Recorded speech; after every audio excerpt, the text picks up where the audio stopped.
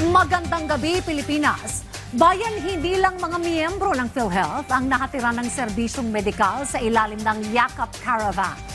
Dahil ang isang parlan sa San Jose del Monte, Bulacan, niyakap na rin ang programa sa pangunguna mismo ni Pangulong Ferdinand R. Marcos Jr. Layo ng pamahalaang matiyak na mas malusog at mas handa sa pagkatuto at pagtuturo ang mga estudyante, guro at iba pang school personnel. Yan ang ulat ni Denise Osorio. Mas tinutukan pa ang kalusugan ng mga guro at mag-aaral sa pamamagitan ng Yaman ng Kalusugan o Yakap Caravan na bahagi ng Expanded Consulta Program ng PhilHealth na layong pangalagaan ang kalusugan ng school community bilang pundasyon ng dekalidad na edukasyon. Personal na binisita ni Pangulong Ferdinand R. Marcos Jr. at Education Secretary Sonny Angara ang Minuyan Elementary School sa Bulacan, kung saan nakipag-ugnayan sila sa mga guro at school personnel at nasa higit 3,000 mag-aaral bilang pagbibigay suporta sa kalusugan at welfare ng mga ito. Kabilang sa mga serbisyong inihatid ng Yakap Caravan ang blood sugar screening, vital signs assessment at diagnostic services kasama ang x-ray.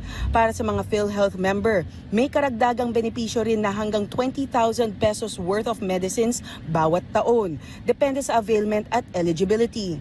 Ayon kay Secretary Angara, madalas na health concerns sa mga bata ang problema sa eyesight na direktang nakakaapekto sa pagbabasa.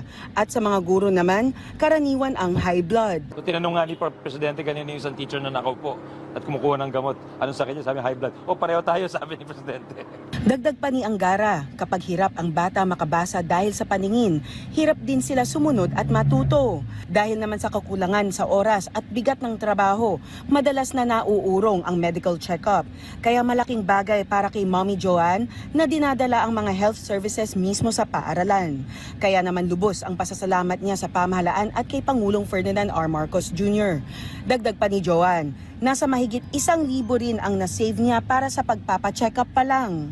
Sa ngayon sa private, nasa 500, ganyan. Tapos sa pedya naman po, 700. Kaya nagpapasalamat po ako nagkaroon po ng gantong event para sa mga bata dito sa school. Sobrang laki po ng save po.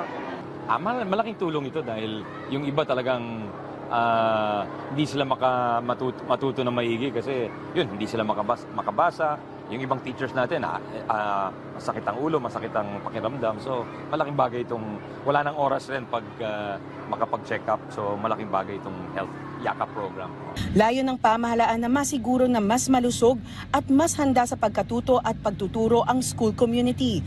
Dahil kapag alaga ang kalusugan ng guro at mag-aaral, mas tumitibay ang edukasyon. Denise Osorio, para sa Pambansang TV, sa Bagong Pilipinas.